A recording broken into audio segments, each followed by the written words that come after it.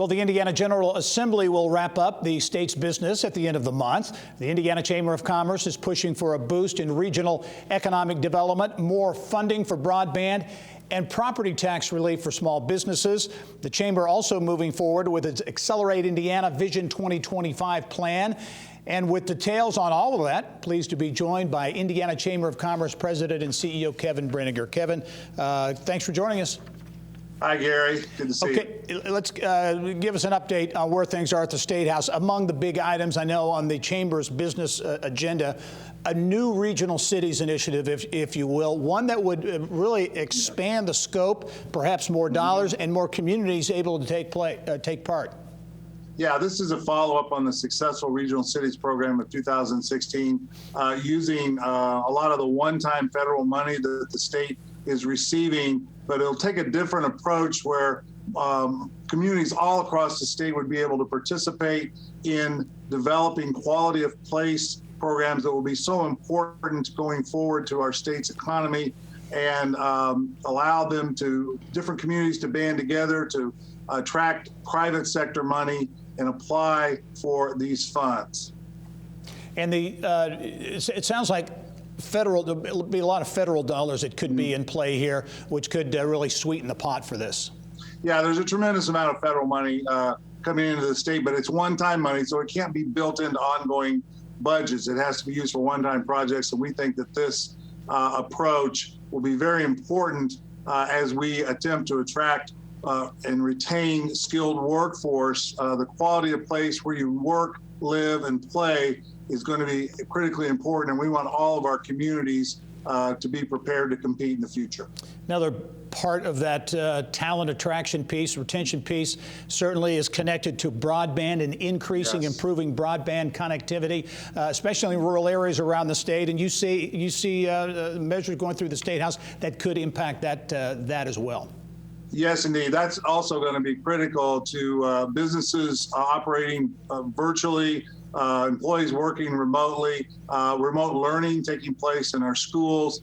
And the budget bill currently contains $250 million to expand broadband in underserved areas. And there are tens, if not hundreds of millions of dollars more coming from the latest federal relief package.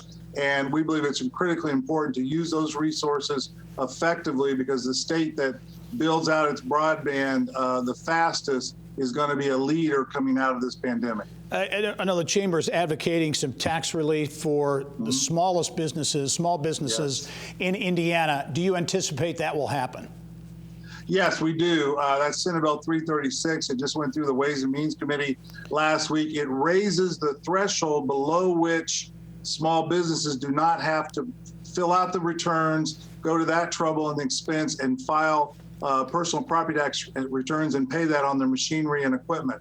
This bill will make that available to another 20,000 Hoosier businesses who will no longer have to pay business machinery and equipment taxes. The amounts they were paying were so small that the impact on local government was minuscule, and this will be a nice burden relief on our very small businesses who have suffered so much during this pandemic.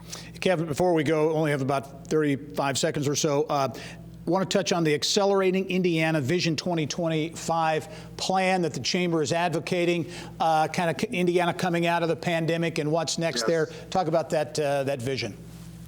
That vision is following up on our other successful economic visioning plans to look to the future and build on Indiana's strengths, identify weaknesses. We've engaged a statewide task force of business leaders, community leaders, and regional economic development folks to help us develop that. We're going to look at what should Indiana be doing immediately to lead out of this pandemic, but then what is the direction that our state's economic development policies should be looking at into 2030, 2040, sort of a long-range look as well. Very, very quickly, Kevin, kind of bottom line things for us, if you will. As you look at this session of the General Assembly, how do you feel about what's going to come out of this session?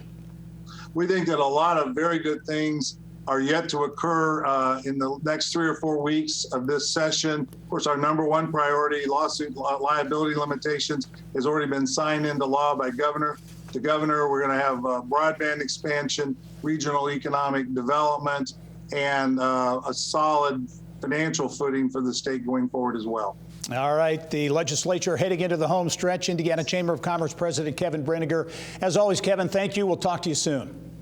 Always my pleasure, Gary. Thank you. All right.